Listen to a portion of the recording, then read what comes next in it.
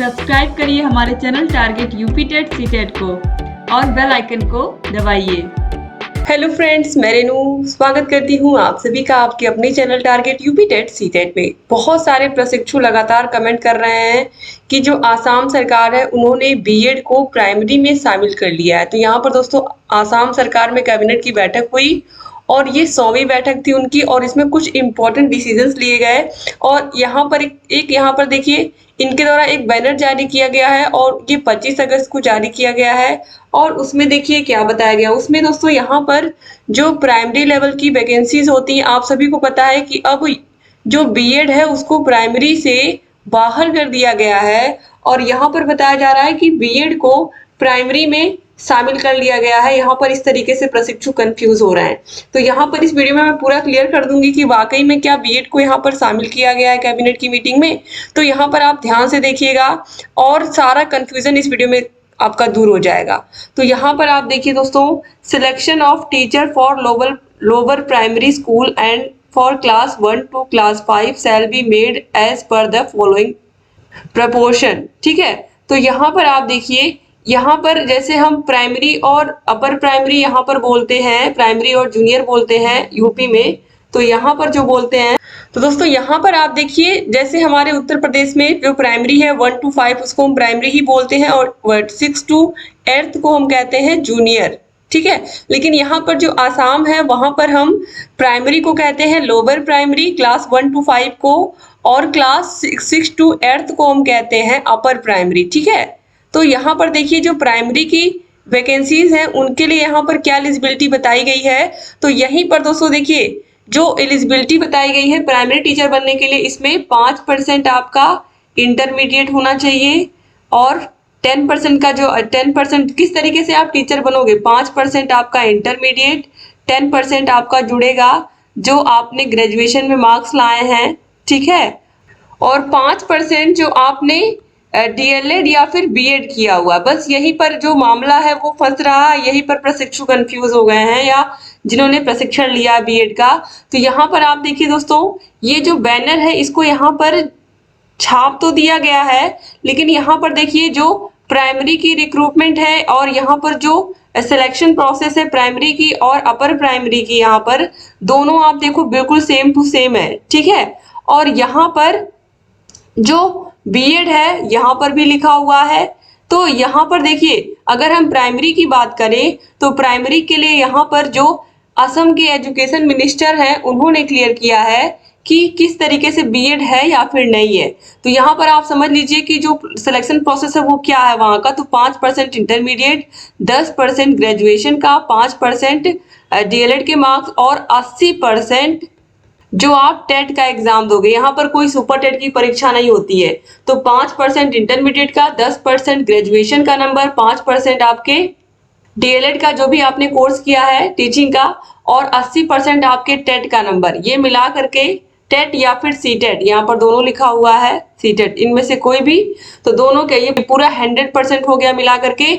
और यही मिला करके इन्हीं के आधार पर सिलेक्शन होता है, इसी के आधार पर मेरिट बनती है और सिलेक्शन होता है टीचर्स का। सिंपल सा, जैसे आपके उत्तर प्रदेश में अब सुपर टेट की परीक्षा टूट गई है लेकिन यहाँ पर सुपर टेट नहीं होता है। बस यहाँ पर गलती क्या कर दी गई है बैनर छापने में कि क्लास 1 to 5 में यहाँ पर बीएड को इंक्लूड कर लिया गया है, जबकि बीएड को इंक्लूड नहीं करना था। क्यों नहीं करना था? क्योंकि सुप्रीम कोर्ट ने साफ साफ जब ये चीज कह दी है कि बीएड को हम प्राइमरी में शामिल नहीं कर सकते हैं, वो हायर एजुकेशन के लिए बने हुए हैं, और जो डीएलएड है उनकी जो ट्रेनिंग है वो स्पेशली क्लास 1 to 5 के बच्चों को पढ़ाने के लिए बनाई गई है और उसी के अनुसार वो मनोविज्ञान पढ़ के आए हैं।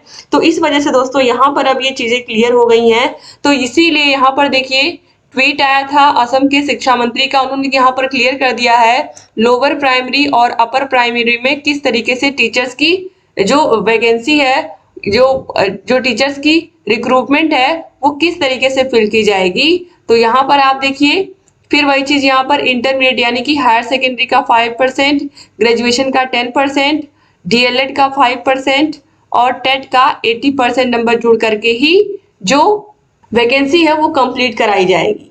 ठीक है, और यहाँ पर आप देखिए फिर बताया गया है कि cabinet approved amendment of rule 3 schedule 1 of the Assam elementary education rules 1977, the number of candidates selected will be equal to the number of vacancies.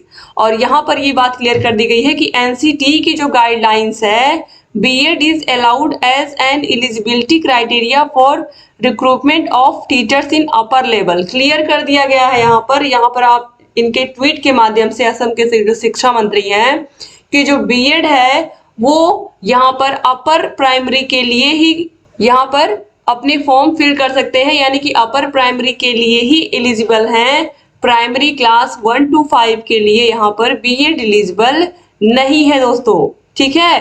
तो यहाँ पर एनसीटी के गाइडलाइन के अनुसार चूंकि जो 28 जून 2018 का जो एनसीटी का गाइडलाइन था बीएड को प्राइमरी में क्लास 1 to 5 में शामिल करने का, उसको सुप्रीम कोर्ट ने रद्द कर दिया है। इस वजह से यहाँ पर इन्होंने क्लियर कर दिया अपने ट्वीट में कि एनसीटी की गाइडलाइन के अनुसार बीएड को हम अपर प्राइमरी में शामिल करेंगे, प्राइमरी में शामिल नहीं करेंगे। तो ये जो बहुत सारे प्रशिक्षु लगातार कमेंट कर रहे थे कि फिर से मैम शामिल कर लिया गया है बीएड को प्राइमरी लेवल में, तो यहाँ पर ये कंफ्यूजन आप लोग दूर कर लीजिए, क्योंकि एक बार सुप्रीम कोर्ट ने ये फैसला दिया और हमारे देश में सुप्रीम कोर्ट से बढ़ करके कोई और कोर्ट नहीं है, ठीक है। तो इस वजह से जो कंफ्यूजन है उसको आप लोग दूर कर लीजिए दोस्तों। तो यहाँ पर उम्मीद करती हूँ कि क्लियर हो गया होगा आपको। वो यहाँ पर मैंने आपसे कहा कि जो बैनर है इसको यहाँ पर ये जो प्रिंट है इसको जिस तरीके से पहले अभी तक जो चीजें चलती आ रही थी उसी तरीके से इसको फिर से छाप दिया गया, इसमें करेक्शन नहीं किया गया। तो ये जो करेक्शन है इसको यहाँ पर बीएड को अब यहाँ से हटाना पड़ेगा प्राइमरी लेवल से, यहाँ अपर प्राइमरी में तो रहेगा लेकिन प्राइमरी से इसको हटाना पड़ेगा। तो इसी वजह से यहाँ पर ट्वीट करके शिक्षा मंत्री ने क्लियर कर दिया। तो उम्मीद करती हूँ कि आपको पूरी जानकारी समझ में आ गई होगी कि जो असम सरकार है वो किस तरीके से टीचर्स की वैकेंसीज को कंप्लीट करती है। तो यहाँ पर उम्मीद करती हूँ कि आपको वीडियो पूरी समझ में आ गई होगी। हमारे यहाँ तो आपको पता है उत्तर प्रदेश की अगर हम बात करें तो सिंपल सा रूल है, हाई स्कूल का 10%, इंटरमीडिएट का 10%, ग्रेजुएशन का 10% और हमारा जो डिग्री हमने ली है डीएलएड की उसका 10%, और ये टोटल 40%, और जो सुपर टेट की परीक्षा होती है उसका 60% जोड़ करके फाइनल मेरिट बनती है। लेकिन असम सरकार का क्या है 5% इंटरमीडिएट, इसके बाद उन्होंने फिर 10% जो ग्रेजुएशन किया है हमने, और फिर 5% जो हमने कोर्स किया है डीएलएड का, और फिर 80% जो हम टेट में नंबर लेकर के आएंगे या सीटेट में नंबर लेकर के आएंगे।